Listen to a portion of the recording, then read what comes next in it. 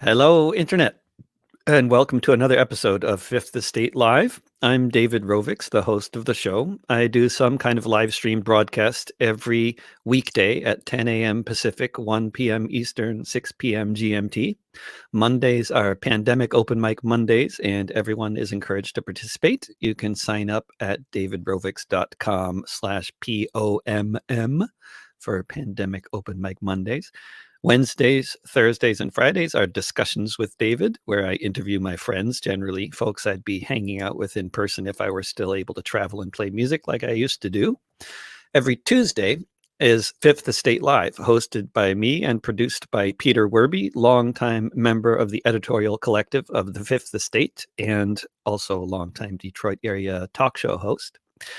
The Fifth Estate is a print publication that has taken many forms over many decades since it was founded in 1965. For a long time, it was a weekly newspaper. In its current form, it is a quarterly magazine. It's distributed to people both in and outside of prison, which is of particular note this week, and we'll talk more about that later. People can subscribe to the Fifth Estate at fifthestate.org. On the first two episodes of Fifth Estate Live, I interviewed two of the folks who contributed articles to the latest issue. Today, I was going to be talking with Cindy Milstein, but that didn't work out, so we changed the plan, and I'm talking with the producer of the show, Peter Werbe, who I am personally excited to have on because a lot has happened in the world since the last time we talked for the first episode of my Discussions with David series, which was on April 14th. Peter Werbe, welcome back. Hi, everybody. I'm disappointed Cindy isn't here, but we'll get her on later. We'll get her on. She is a wonderful resource for anarchist theory and organizing. And so to those people who were expecting her, as the producer, I just have to say, well, you got me. Yes. So, yeah, which isn't so bad, I think, no. Ending up with you. There's been, as I mentioned, a heck of a lot that's happened in the past 2 months since the last time we talked, and also a lot of stuff that is particularly relevant to anarchist theory, which you know something about, and also other subjects, which I don't know, we in terms of the some of the stuff I know that you have maybe been involved with thinking about in some writing that you've been doing, the whole question of that's been debated in the media very, very actively in the past couple of weeks of how they frame violence and nonviolence in terms of protest. Seems like there's a lot to talk about anyway. But I wonder, first of all, constant refrain of defund the police, which is a fascinating, wonderful concept, which seems very unlikely to happen. But what, you got any thoughts on defunding the police, Peter? Well, part of the defunding the police is just mean they're going to take some of the money that they allocate. Where is it? Is it New York? They spend like $1.6 billion on their army, their domestic. I think so. I think it's like it's almost like half the budget of many cities for many cities. Yeah. I didn't even realize that until just this week. Half of the budget. Well, are they destroying a house next door to you or something? Is there some massive construction project? That's not over here, is it? Well, that's let me tell you this. Right? Yeah, my on-air partner when I did a talk show, Jillian Jordan and I, we used to broadcast from our homes. And one time, and I was broadcasting right from where I am now, and my neighbor pulls up and gets out of his car and takes a whiz right on the side of his house, which I narrated. But at least that was silent. But let's talk about the police to begin with. What's been exposed is what Ken Knabb calls a public secret, is that everybody knows that there's police brutality and police misconduct. If they deny it, they're either lying, a fool, or a racist, usually all three, right? Sometimes people are just ignorant. They're so, I don't know what, isolated that they don't know. But most everybody knows that cops regularly kick the crap out of people. Particularly among the white population, they deny it because they depend, they think, upon the police to protect them from the colored hordes that could invade their suburban sanctuaries. But now the secret's out. and it's being made public. And I was just at a demonstration last night in Detroit, and I was amazed at how all these young people were chanting, that phrase, say their name. And they would say different people's names that have been murdered by the police. And that came to light because we have to remember there's probably thousands of particularly young black men that have been killed by the police since slavery that never have been reported or counted. And they were these young people, 16, 25, 30 years old, recounting the names within the last 50 and 60 years of men and women that were killed in Detroit, but also nationally as well. One thing that's missed, the police are also corrupt, and they're also, and this could be even more dangerous than their murderous activity, is they're perjurous. They commit perjury on a regular basis when they testify in court, condemning tens of thousands of innocent people, not just in high-profile murder cases, but in simple things. They lie about why they stopped somebody. They lied about that there was resistance or resisting arrest. They lie about evidence. And so you'd say, well, those are the bad apples. There's enough bad apples that it spoils the whole crop. And so the idea of reforming police in its traditional form is an impossibility. And there are certain places like the city in which I live, Oak Park, Michigan, that's 50% African American. You would think if there was a model police force, men and women trained in emergency medical service, fire, and police that have no lawsuits against them, that are committed from the top through the officers. The head of the police union is a liberal Democrat. You'd say, wow, what about Oak Park? But it's almost as if the exception proves the rule. I mean, they're a standout because they're not beating the crap out of people. They're not on the take. They're not lying in court. It's a very low bar. Yeah, exactly. So, and the idea of reform, I mean, I was interviewed by someone who's going to be our guest next week. This is all pretty, what do you call it, incestuous. Peer-reviewed papers, kind of thing. Steve Kirk, who's the publisher of Oak Journal, an anti-civilization magazine, brand new one, just first issue is out, a wonderful publication. He interviewed me and he said, look, anarchists are maximalists. We want revolution. We want the overturning of the capitalist economy and the political state that it's bolster. It's the foundation of which the economy can continue. So what do we do when there's a reform? And wanting the police to stop beating people up is a reform.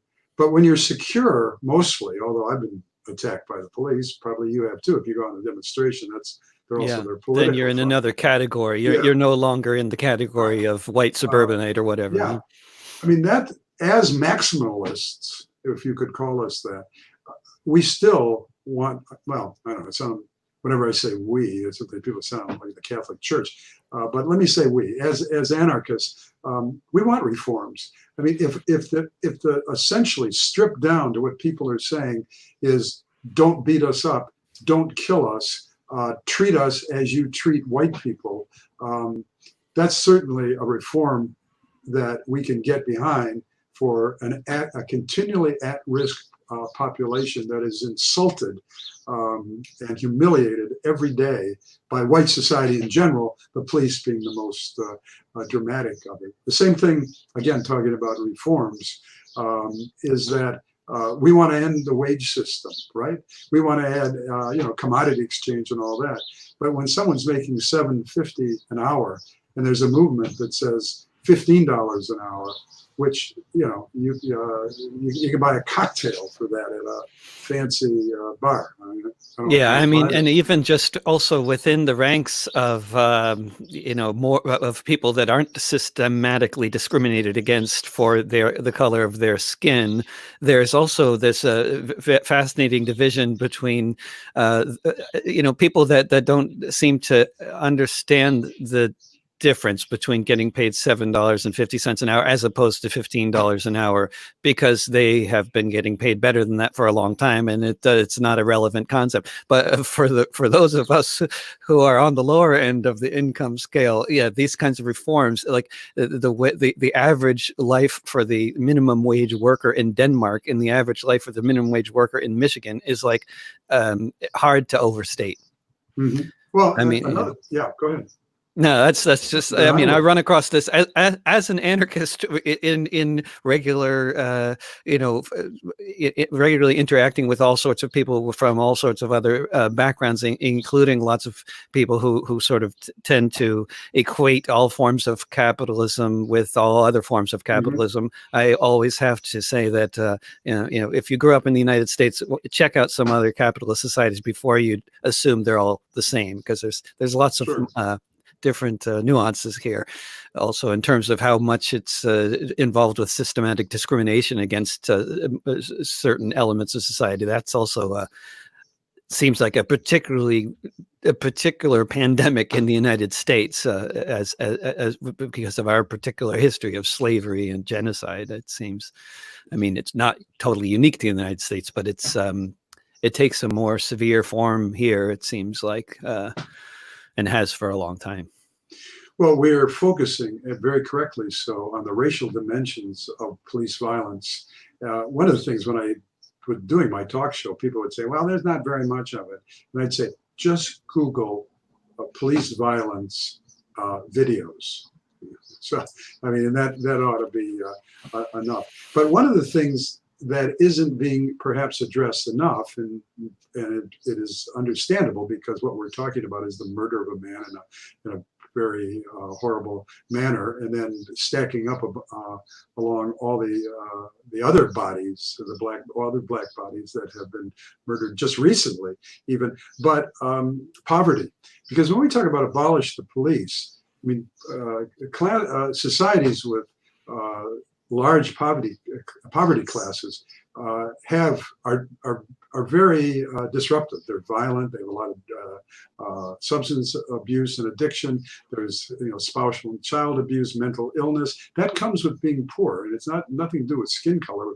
Wherever poor people are, they exhibit behavior that seems destructive, and what people in the classes above them say, that's why you're poor. Well, that's not why they're poor at all. There's a structural class nature to capitalist society, obviously. And if you're in the poverty class, and you have a large poverty class, say like in Brazil, where the cops go in there in sixes with automatic weapons, kill a few people every night, particularly young kids, and then go out. That's what you can expect.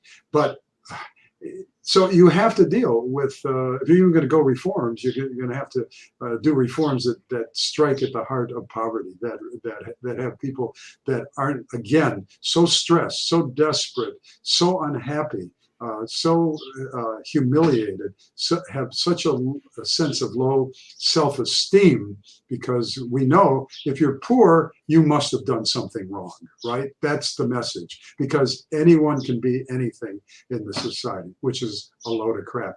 I mean, including things like everybody needs a good education. If everybody had a PhD in French Renaissance history, you'd have people working for $7.75 an hour with a PhD, right? Sure. And you also have to have a sacrifice class, which is the poor class. I mean, who is going to work in a foundry unless they're willing to sacrifice their health?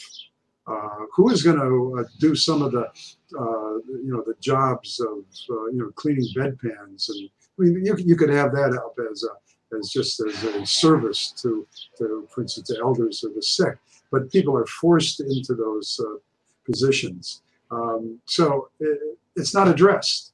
And Michelle, I think it was yesterday, Michelle Alexander has written about the penal system. She wrote a book, The New Jim Crow, and she was talking about that. And this is good to hear too, because if the Republicans, the radical Republicans after the Civil War would have continued with Reconstruction, we wouldn't be having this conversation today at all, because black skin would be no different than brown eyes. Yeah, I often Because say if when people ask us, has there ever been a government in the U.S. That you would support? And I have to say those 2 years when the radical Republicans were the majority in the Congress were a pretty good 2 years.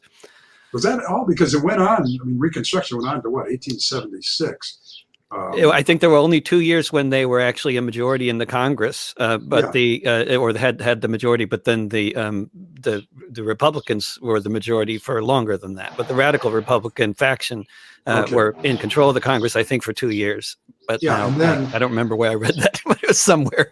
and this is instructive for what may be happening at the end of the election this year. The two candidates, the Democratic candidate, which was supported Democrats and supported slavery and opposed Reconstruction, and the Republicans, they had almost a tie, and they were both planning inauguration ceremonies. They both intended to install their candidate as the president. And the Democrats said, if you withdraw the federal troops that were protecting the freemen, the slaves that had been free, we will let the Republican assume the presidency, which is what happened. And that's when the Night Riders, that's when the KKK, that's when the White Terror drove black people that were slaves, had a few years of freedom, and drove them into peonage. Essentially, they became, peons. That is the very fact that that's brought up is good. But one of the things that Steve Kirk, the publisher of the Oak Journal, asked me, so he said, so what should anarchists do in situations like this? And I said, I'm getting more and more pleased to say I don't know. I mean, people go, whoa, man, you're supposed to know this stuff. You've been around a while. You write in the Fifth Estate. Shouldn't you be able to tell everybody what to do? Well, the answer to that is pretty obvious, particularly when I go out there and see, and know that 80% of the people or more are younger than me. And I just sit back and go for it. But there is a lot of right. But there are a lot of experiences and also things that have happened that whether or not you or I or anyone else is alive today has experienced, but a lot of things that have happened in the past that are relevant to draw on for the current moment. But one thing that, I mean, maybe it's just in my own little mental space here because I'm so obsessed with rent striking, and the which is obviously an ongoing thing, but it's also so much of the economy and so much of what so many people are burdened with dealing with all the time every month, coming up with rent, especially in the lower end of the economy, and it occurs to me that if the police departments were defunded, the first thing that would happen would be all those people who are spending 80% of their income on rent would if there's no more risk of forced evictions, and then there's a de facto suspension on evictions, then that would be the first thing that would happen would be a whole lot of corporations who are based on owning real estate would start going under, and a lot of people would have disposable income that they didn't have to pay for real estate for rent. I mean, it would be the disruption to the whole economy with the concept of defunding the police is so extreme that I just find it's fascinating that it's even being discussed, because I mean the implications are just immense. Well, here, I'm looking at the CNN, doesn't get more mainstream than that. And it's talking about Camden, New Jersey. They disbanded the police department. Here's what happened next. And crime dropped, brutality dropped. And there's a number of cities that have abolished their police forces because they become so entrenched and oftentimes such a racket. And, what most of the cops think, again, what I said at the beginning was that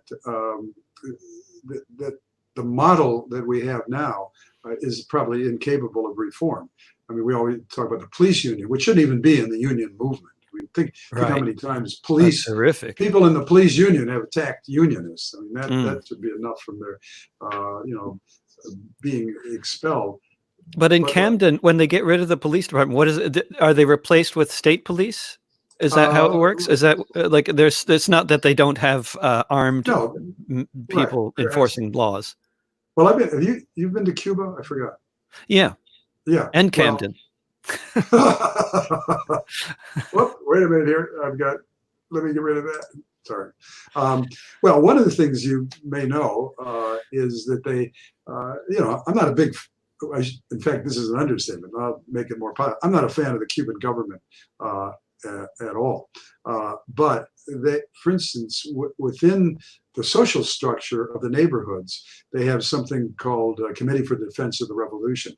Some of their activities is pretty odious because they want to keep a lid on any political dissent, and then if you get too out of hand, they report you to the real cops. But on the other hand, they even have more dispersed groupings. Like they have women's groups, they have elder groups, and what have you. And if you're beating up your wife, the women's committee will come to you and say, comrade, we have heard reports that you're abusing your wife, and this is absolutely unacceptable. It's opposed to the principles of the revolution. And can we get a guarantee for you to stop? If you have abuse problems, we can direct you here. If you have emotional difficulties or need counseling, we can provide this. But we do not want to get another report of any abuse. And 10 Cuban women telling you can't do this anymore. That often it. Then it could go up to the level of these committees for the defense of the revolution, and if you really become involved in what they consider correctly antisocial behavior, then the cops will come. But we call Cuba a police state, which it is, and I've been there 4 times. And I rarely ever saw any police at all. Yeah, right. Hardly ever. Yeah. The other thing is we can invent new forms, right? We're not locked in by this structure that came about from the slave patrols, that from their origins, even the coppers in New York in the 1840s that were, or like the Brazilian or Philippine cops today, and exacted that kind of tribute through corruption and violence towards people they designated as perpetrators. So that's what I mean. I don't have a lot of advice, or I don't even in a way want to say, yeah, here's Camden as a model. I don't want to in any way say, here's the limits within which you should make decisions. Right. No. The other part of it is, I don't think any of these young people would listen to me, and that's great. And we don't, and the future is unwritten, and we have no idea what's going to happen. But some of the things that have that movements have encountered in the recent past, and from as far as I can tell, dealing with right now in all sorts of ways, is the many underhanded methods of disrupting movements that the authorities and the media will engage in, and one of those ways that they are, it seems, very working very hard to disrupt things is to talk about the difference between, as they frame it, violent and nonviolent protests, and to me it seems extremely important thing that they're trying to do, and that they hopefully don't succeed in doing, because the way they're framing it, as far as I can tell, is nonviolent means ineffective and violent means anything else, and they're not framing it in terms of like actual violence as defined by any kind of dictionary. Like, I mean, marching in the streets is always something that they frame as something that is basically violence or inviting violence. Even though it's clearly in the pantheon of nonviolent civil disobedience in terms of a strategy, marching in the streets, or blocking a street, or blocking or occupying a building. These are all tactics engaged in by movements that define themselves as nonviolent, although they were often attacked by the police, like Martin Luther King's civil rights marches and such. But but they're being attacked for the same kinds of tactics are meeting the same kinds of attacks by the police, and then being defined by the media as clashes. And I wonder just what you got, any commentary you got on that, because I know it's something you've been encountering for a long time. Right. You don't know, first off, you don't know who's who. We've seen, I don't know if you've seen these video footages of cops breaking windows in police cars. They exposed one cop, I think it was in Minneapolis, of was doing something. Then there's these right-wingers that have infiltrated the movements, the marches, and done stuff. And then there's some of our comrades that whenever they get a chance just start breaking windows. And normally I don't have any problem with that in general, and telling them not to do it because it's bad optics just makes you sound like one of the people they think are part of the problem, holding back militancy and a radical willingness to break rules. In this one, particularly when Black people are at risk, I think comrades should be very circumspect about what acts they carry out and how they begin to define a movement that is about Black people. And one of the things that they made a lot of in Detroit is that 3/4 of all the people that got arrested were from the suburbs of Detroit, which is, and I don't know what to say, I assume the majority of those from the suburbs were white, although not necessarily.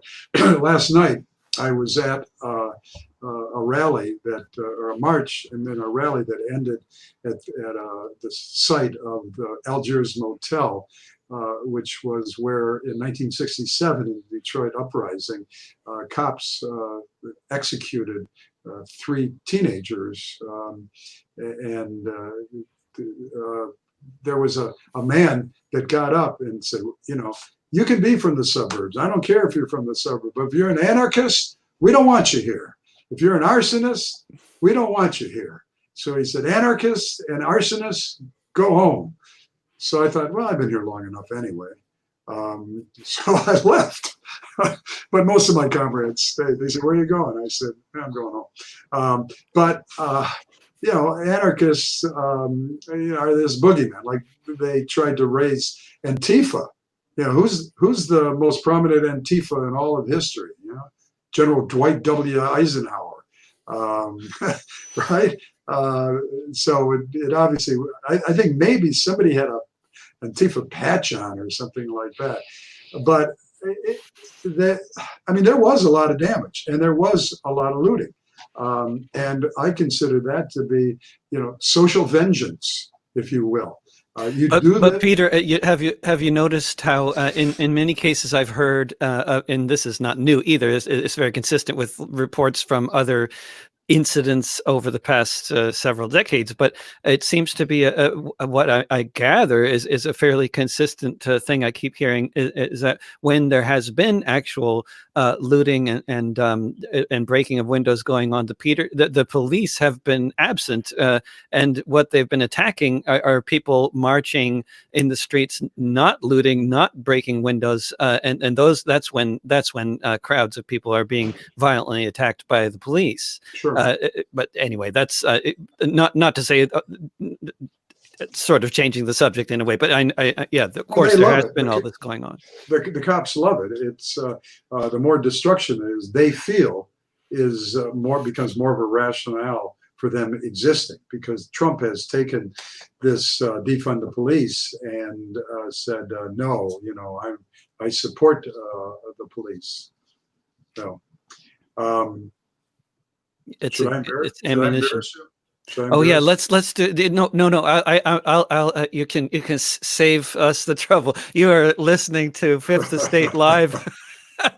You're tuned into Fifth Estate Live broadcast that happens right here on whatever platform you're watching it on at 10 a.m. Pacific, noon Central, 1 p.m. Eastern, 6 p.m. GMT. You can watch it on the Facebook pages of Popular Resistance and Cable Community Radio, and you can find out more about the Fifth Estate and subscribe to the print magazine at fifthestate.org. I'm talking with Fifth Estate Collective editorial collective member and longtime Detroit area talk show host Peter Werbe, who's also the producer of Fifth Estate Live. And I'm David Rovix, your host for this program. And next week, we're going to have Steve Kirk, the publisher of the old journal, An Anti-Civilization. You know, I told Steve, I said, either the Fifth Estate, which publishes a lot of anti-civilization stuff, as well as class struggle and anarcho-syndicalism. I mean, don't have this, real narrow focus of things that the Fifth Estate, in talking about the COVID virus, we should say, we were right, I mean, what our Earth First comrades say, nature bats last. Mm-hmm. And this is clearly one of those consequences of not only sort of modern civilization, but the particular inequities of this period in modern civilization. I mean, one of the things that is often being mentioned is how pandemics are more something that have historically happened at times when civilization is at a peak of inequality. Peak inequality, and which we're at now in terms of it's the most stratified society has been on the planet, I believe, since the age of the robber barons, and certainly in the United States, and I think globally it's worse in terms of the inequality of the current period. But this was also true of other plagues in the past, where there's been massive poverty and extreme concentration of people living in ghettos and refugee camps without running water, or et cetera, et cetera. Well, obviously, been like that for the last 1,000 years in the West, as people began coming off of the land, either oftentimes forced off of the land, and then 500 years ago, starting with the enclosures, and these they talk about all these white supremacists, William Mozart and Einstein and all that. Well, they also had these cities that were these cesspools of disease and the worst possible living situations imaginable. But we miss things when we're talking about rent and withholding it and all that. I mean, that's why I think so much of your songs are so important. I mean, first off, it has to be good music, which you easily accomplish. But then, and I think I've said to you before, I'm always amazed that you can take an historical event that no one's ever heard of before and compress it into 3.5 or 4 minutes. So when you come out of it, not only do you learn about some rent strike in New York, Upper New York State in the 1840s, against the Rensselaer family, but then it's got this anthemic end. Who gave you the right to be a landlord? And that's the only line. I mean, because you're telling a story, that's the only line I remember, and that's so fundamentally radical in the sense of extreme and going to the root. Because how did that happen? How did we all not become free, autonomous people linked together with a beloved community, and instead have some of the worst people in the world controlling the work we do in the world, and what kind of place we live in, and whether we get water and all that?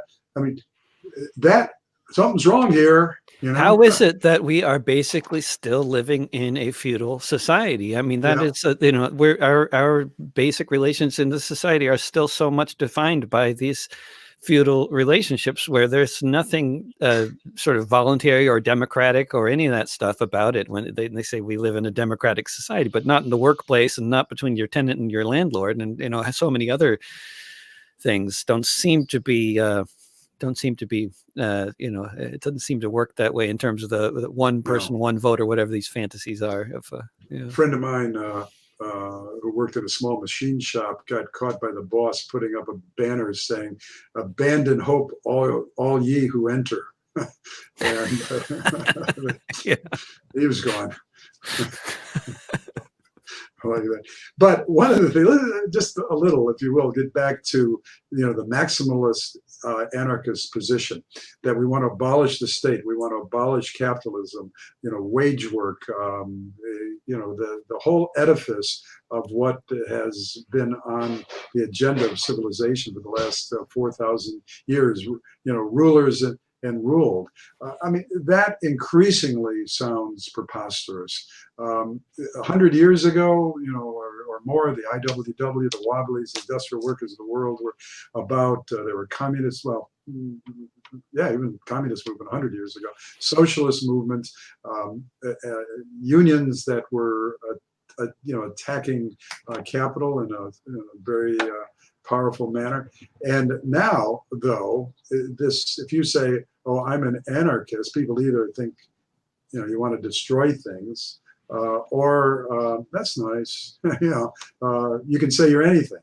Because I say I'm an anarchist. I say it publicly. I used to say it on my mainstream radio broadcast, and I'm sure in many ways it just seemed like cool or an affectation. I could say I'm anything. Right? I'm a white, middle-class, older male.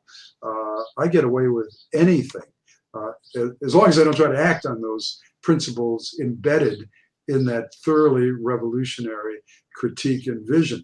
But the vision is slipping away, and we had one person who gives great support to the Fifth Estate through the donations, say that we have to stop calling ourselves anarchists, the way that Fred Woodworth, this cranky old ex-anarchist from what is it?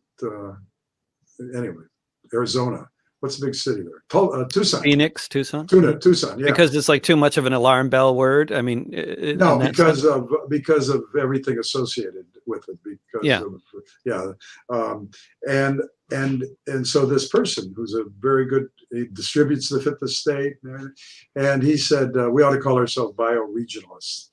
And I said, well, part of, in 1984, Orwell's amazing book, every once in a while, I think, I haven't read it in about 20 years, I'll go back and read it. If you haven't read it through high school, it nails it. And they had Newspeak, where they had, this language that Big Brother was developing to secure his tyranny, what we sometimes call the tyranny of the fact. I mean, this is what we have, this system, and we should try to tinker around the edges to get rid of the worst stuff.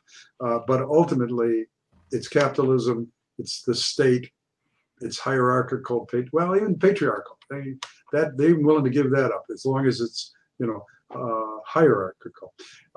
So one of the things that Big Brother did is you eliminated words, which eliminated the concept, right? So you get rid of anarchism and you have bioregionalism. Well, and I'm all for, people give me, I always feel, I don't know what it is. People give me the peace sign, man. I always go, yeah, whatever. Hey, what do they mean? What does that mean for them? I don't know. I mean, my hair is not that long. I mean, maybe they think you got a hint of a beard. I guess enough of a hint of a beard. They think you're a hippie. Right on. Power to the people. Yeah. Power to the people. They were chanting that last night at the demonstration in Detroit. I'm all for that. Yeah. Peter, you were talking earlier about the bizarre contrast between this whole reality in the past few months for so many different people in the world, how for many of us, and somebody's commented on not YouTube, but like for many of us, the hardest thing we have to deal with is the fact that our favorite local restaurant is closed, or whereas for other people it's life and death situation. Sure. And then you're talking about how being a white middle class anarchist is another form of that question too, I suppose. Yeah. In my little town of 30,000, I mean, it's we're in white suburbs. My little town of Oak Park is considered Detroit because it's 50% African American, and only the fabled 8 Mile Road is this borderline between us. So in our city that had the highest rate of infection and death in the county in which we live, the city is, as it often is, split. The west side of the city is about 80% African American, and this side is about 20%. I mean, I'll you won't believe you guessing about which side I live on, and which was just sort of an accident of, well, whatever. With discrimination and segregation, it's hard to plead accident. But anyway, 55 people died on the west side of Oak Park, and I haven't heard of anybody on this side. And you go 2 or 3 blocks away. You've been here and you've walked with me. You remember walking into this upscale neighborhood, Pleasant Ridge, it's upper middle class. The homes are, well, depending on where you're listening, it's probably no big thing. But for around here, it's expensive. Yeah. 400,000 or 500,000, where our house is probably worth 120,000 or something like that. You would go out, even at the height of all this, and the height of the fear and the caution and everything, and it looked like every day. It looked like a nice Sunday. When it was warm, families would be out walking, bicycling, rollerblading, and walking dogs. So it turns out to be somewhat of an inconvenience for white middle class people, unless you're trapped in New York City in high rises. I've talked to my friends there, and it's a nightmare and really frightening. I don't know what it's like in Portland. If it has, I mean, you're in an apartment, right? Yeah, but the population density, even with the apartments, is still very low around here, I would say.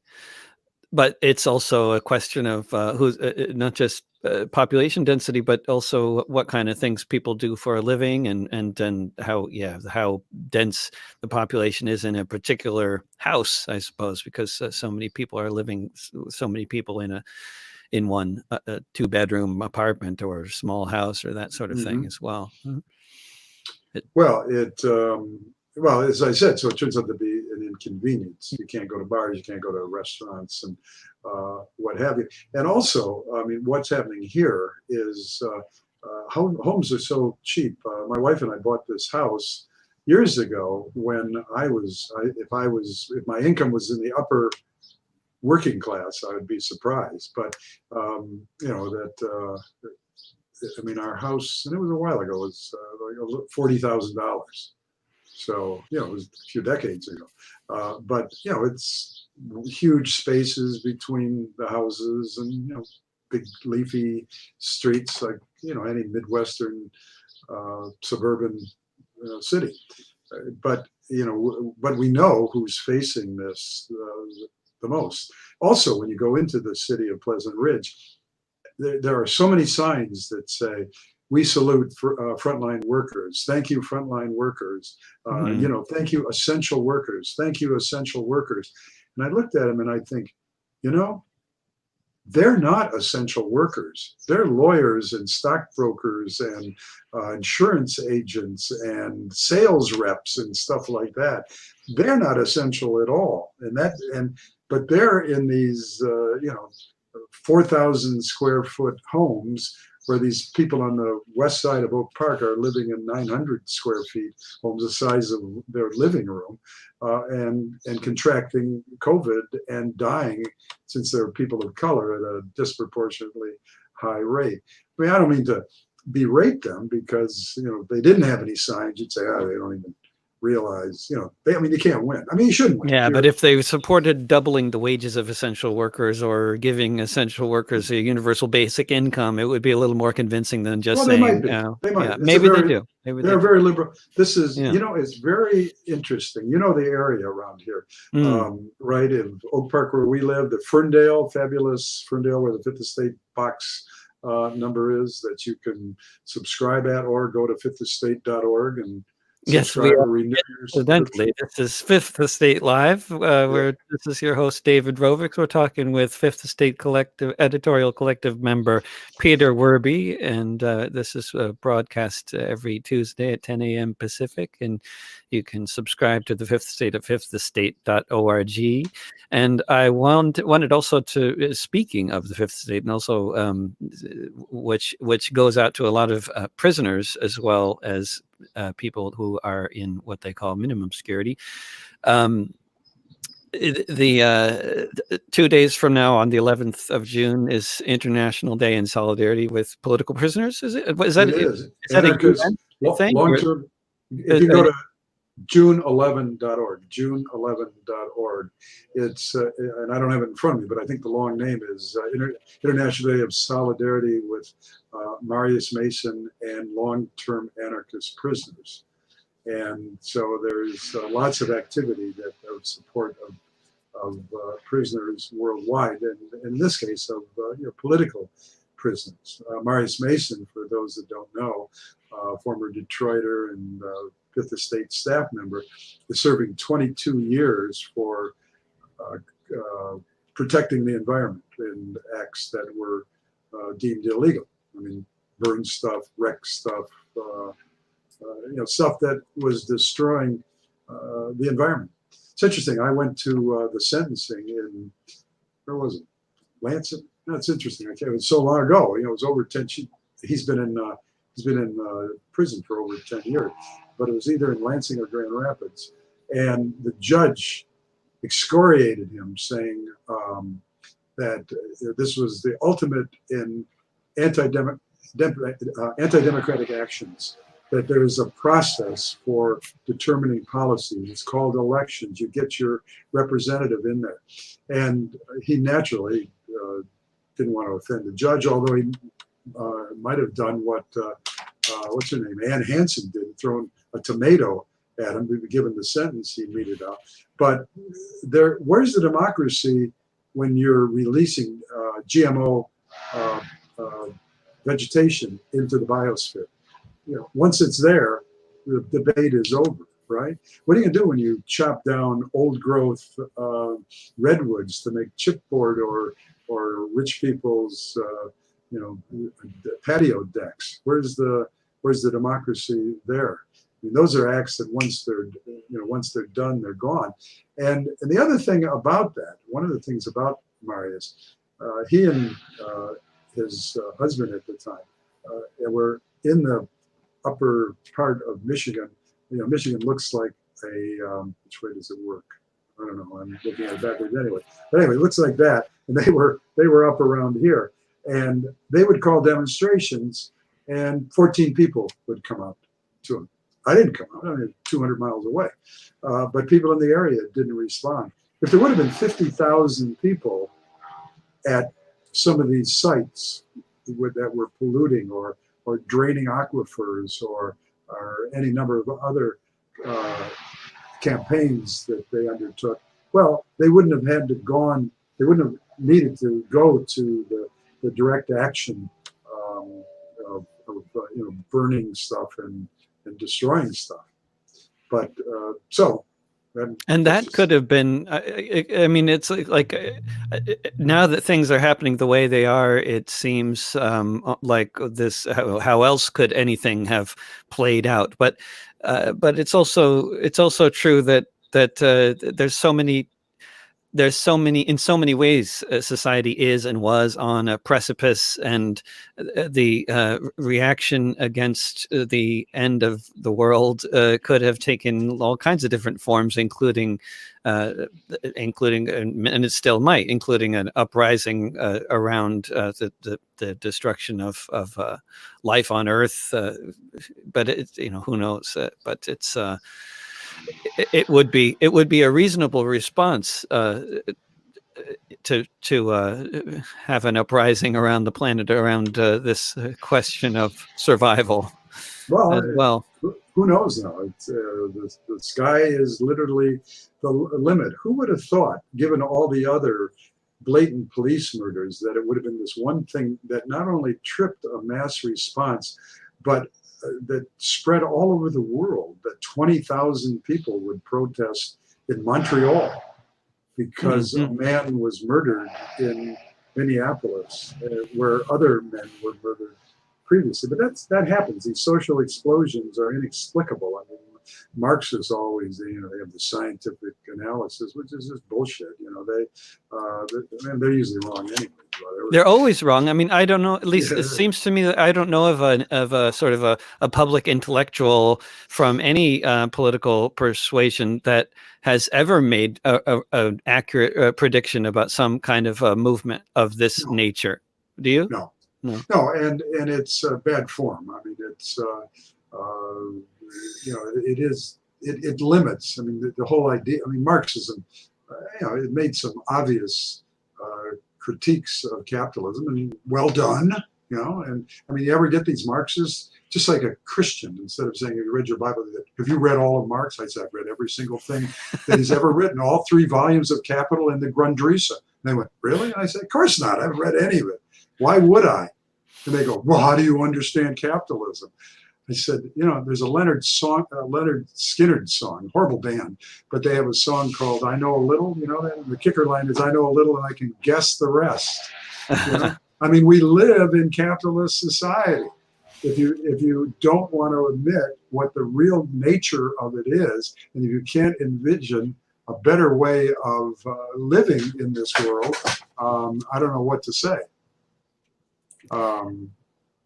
But that is that hits upon something that I often think about, and I think that is especially relevant right now, which is the question of being able to imagine a different society than this one, because it's a time when there's a lot of that going on, a lot of imagining going on, and yeah, it's ideas can take a powerful form when they become popular, but it's not a question so much. But what I mean, there were a lot of good ideas floating around decades ago too. Yeah, somebody played. I don't remember what I was listening to. Played a Martin Luther King talk, and I'm thinking, wow, did he just record that today? Right. Because more than half a century later, we're looking at the same problem. What is, the capitalist class, I think, realizes that public commotions are not good for business, and oftentimes they try to ameliorate it by, okay, women are giving us a hard time, and we got to stop calling them chicks and looking at their legs and let them, participate more fully in society, reduce the patriarch considerably. Well, it's reduced, over the last half century, it's been reduced considerably, but discrimination against women, rapes, all this stuff is not anywhere near disappeared, and to some extent, it's still at a pandemic level. So we're these ameliorative reforms. Sure, well, I hope they happen, but they sure don't solve the problem, right? Mm-hmm, mm-hmm. So, well, I don't know what that tells us. Just, well, there's an old civil rights thing. Keep on pushing, and I don't know what more we can do. But it's heartening. The other day, I don't know whether this is everywhere, but they have around here. They have car caravans. So that's done other places. That's happening all over, I think. So there was this one that went from Detroit out to this very wealthy suburb called Birmingham, and Birmingham, Michigan. And so at the end, I left, and I was driving down Woodward, the main street, back to Detroit, and suddenly there's like 2,000 white kids from Birmingham blocking the street. I'm going, holy crap! Who would have thought? I mean, sure that everyone is revulsed by when they see these scenes of these cops, executing this man on the street, but even beating people up and hitting people like people are going to police brutality protests, and the cops are beating the shit out of people. I mean, these guys are, hopeless in terms of altering their behavior. I mean, where was I? Oh yeah, New York, chokeholds were illegal when that guy, I can't think of his name now, choked Eric Garner. And now they've made them illegal again, as if, I mean, it's like we're repeating history. Like I heard them talking about the governor talking about banning chokeholds again. Like, wait, didn't you just do that 5 years ago? Anyway, yeah, this is the repetition. Sometimes you don't have to wait a whole generation for it. So we can hope that these reforms take a greater have a greater influence on police behavior. I don't think we've seen the backlash yet. I think we saw a little bit of it in Buffalo, where those 57 cops resigned from that unit. There was in, I don't know, 1919, I think it was, there was a Boston police strike.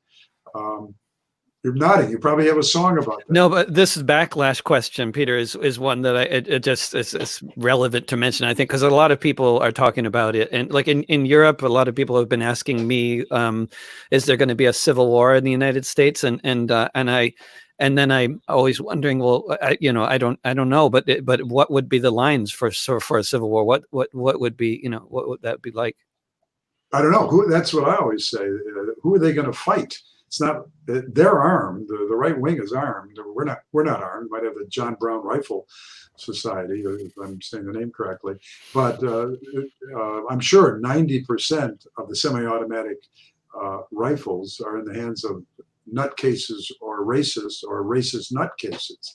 So I'm counting if that ever happens. And here, this is what you're forced into.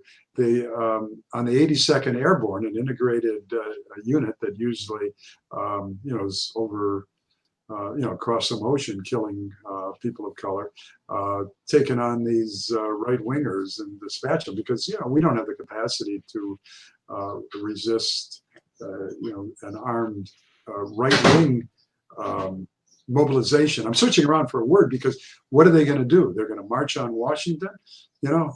The Yeah. right.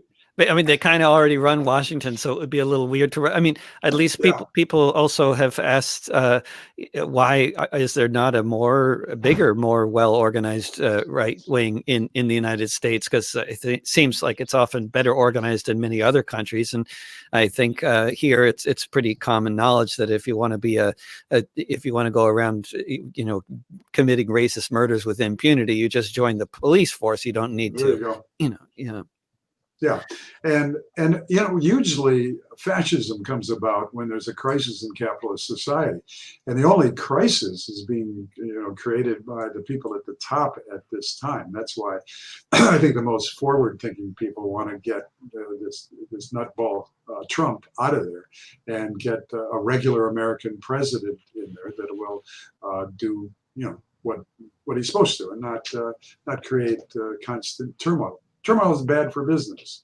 This, what's going on now is bad for business. But it's also good if you're trying to create a fascist dictatorship. I mean, it seems like a lot of what he's doing is kind of out of a familiar playbook, isn't it? I don't know who wants a fascist dictatorship, except maybe him. Seems like he does. Well, he may, but he's, there's something truly disturbed about the man. But the people running things, the corporate heads, and I suspect most of the military do not want that. No, they'd rather stability. Yeah, that comes about when there's huge forces from the left looking to dismantle society. But the most recent example, not going back to the 30s, of course, is 9/11, that being 1971, right, in Chile. When a tepid socialist government took over, and that was enough for the U.S. and they installed a fascist government that ran for 18 years. But now it's not. They call the radical Democrats. That it would be. But they're not even close. They're at best centrist with a few left progressives in it. That still increasingly, if you watch MSNBC or CNN, if you can stand it, who affirm the military, who affirm the former heads of the CIA and the national security councils and stuff like that. That's suddenly the liberal heroes. Whereas their crimes, and almost makes you want George Bush back as president. Yeah, the guy and Colin Powell, they're saying, oh, it was so great, he denounced. Yeah, this is the guy that he accused Trump of lying. Yeah, this is the guy whose lies in the UN about Iraq having weapons of mass destruction has resulted in the deaths of hundreds of thousands. These two guys belong in the international tribunal, in The Hague, to be tried for war crime. And I know we're almost out of time, and you were just about to ask me about my t-shirt. Your t-shirt. That's exactly right. Right. Which at fifthestate.org, you can go to get the wonderful Fifth Estate t-shirts and look good at those protests. Yeah. And one of the things that's nice, which way do I go here? This drawing is by Stephen Goodfellow, non serviam, I will not serve, I will not obey. So And that logo has been on the cover of the Fifth Estate for, I don't know, could be even 30 years now. Yeah. Excellent. Peter Werbe, part of the editorial collective of the Fifth Estate. Thank you very much for joining me for the hour. Sure. And, Glad yeah. to. And next week, Steve and Kirk. next week, Steve Kirk. Yeah, from the Oak Journal. You can go to, I think it's oakjournal.org and get a peek. Okay, and hopefully the guest that I booked will be there. And I We'll see. Otherwise, we'll get Cindy Goldstein in soon. Yeah. All right, absolutely. David. Love you. Talk to you soon. Love you. Take care, Bye-bye. Peter. Bye-bye. And this has been another episode of Fifth Estate Live, a weekly show live streamed on the Facebook pages of Popular Resistance, Cable Community Radio, and elsewhere, hosted by me and produced by Peter Werbe. You can subscribe to the print magazine at fifthestate.org. All of the live stream broadcasts I do, discussions with David, Pandemic Open Mic Mondays, and Fifth Estate Live, are archived in video form on various platforms, including in the Discussions with David playlist on my YouTube channel at youtube.com/drovics. They are also all archived in podcast form if you look for This Week with David Rovics on any podcasting platform. You can also find all these broadcasts in both video and audio form if you sign up to my email list at davidrovics.com or follow me on Patreon at patreon.com/davidrovics, where you can also support my efforts financially. People who become patrons also get access to a bunch of exclusive material only for them, such as my 16-part audio memoir. I have a new album out on Bandcamp, which anyone can stream for free, which will eventually be up on all the usual streaming platforms, called Notes from a Failed State. Tomorrow, I'm looking forward to talking with my longtime touring partner, songwriter, poet, author, and organizer from the south coast of England, John Bain, aka Attila the Stockbroker. Defund the police, don't pay the rent, and don't be afraid of your neighbors. Mutual aid will get us through.